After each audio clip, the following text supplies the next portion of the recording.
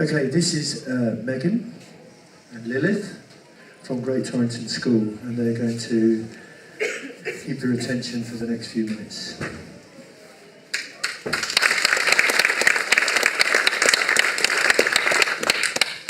Good evening, ladies and gentlemen.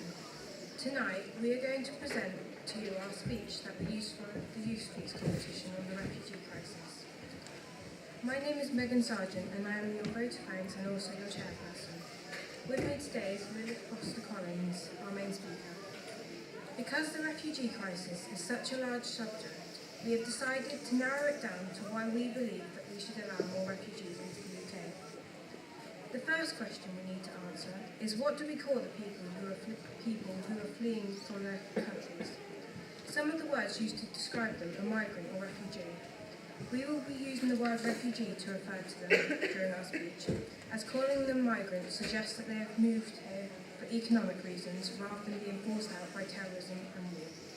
I will now hand over to Lilith to give more detail. When it comes to the debate about how many refugees we should let into this country, I believe we should start from the point of what we would want from other countries if we were in the same situation. Imagine that a large terrorist organisation had attacked the UK. Imagine that large areas of the country had been taken over by these people. And imagine that some of your friends and family members had been killed by them. If people were being murdered every day in the street, you would want to leave, wouldn't you? Now imagine that you leave your country. You walk for miles and miles through country after country to reach somewhere where you feel safe. Or you make the dangerous crossing across the Mediterranean in a tiny inflatable dinghy. At last you reach a place without war, only to see the borders shut in your face. How would you feel? In 2015, many more than 1 million refugees arrived in Europe. Most flee from war and persecution, and yet we do very little to help these people. We turn our backs, say that it's someone else's problem, say that we've done enough. Well, we're not doing enough.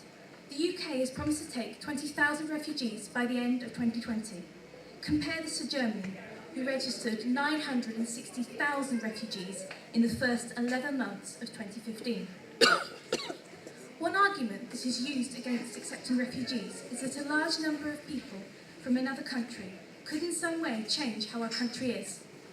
But hasn't the UK always been a multicultural nation?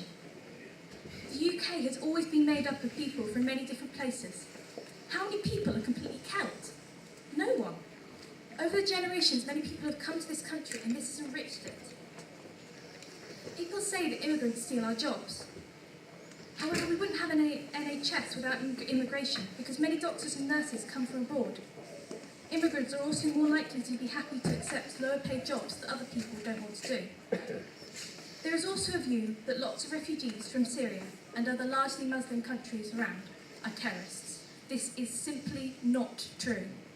Almost all of these refugees would not count ISIS as Islamic and are absolutely against terrorism. The Quran says, "Do not kill a soul that God has made sacred, and if anyone killed a man, it would be as if he had killed all mankind." When ISIS murders, it goes against the Quran. ISIS is not Islamic. Some people say that we could prevent terrorism in Europe by stopping refugees from coming here. They may say this because some of the Paris attackers came through Europe pretending to be refugees. However, it would not stop terrorism just by preventing refugees from coming here, because ISIS has already radicalised people in Europe. The threat of terrorism is already here. The proportion of refugees who are ISIS supporters is so small that it would be completely disproportionate to stop the refugees. Some people may believe that if we don't help refugees, they won't try to make the treacherous journey across the Mediterranean. However, most of these refugees would very much prefer to stay in their country. They are coming to Europe because they fear for their lives. They are not going to stop trying to come here just because we refuse to help them. Another argument which is used against immigrants is that they come here to claim benefits. However, most immigrants and refugees want to work and provide for themselves and their families. These refugees are fearful for their lives in their home countries. This is why they come here, not for economic reasons. So overall, I believe that we should do more to help refugees. These people have lost so much, they have no homes, and we have to do more. We need to give aid, of course, but we also have to take more people than 20,000.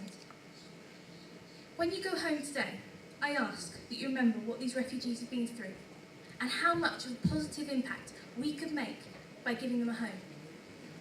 And consider what you would want from other countries if you were in the same situation.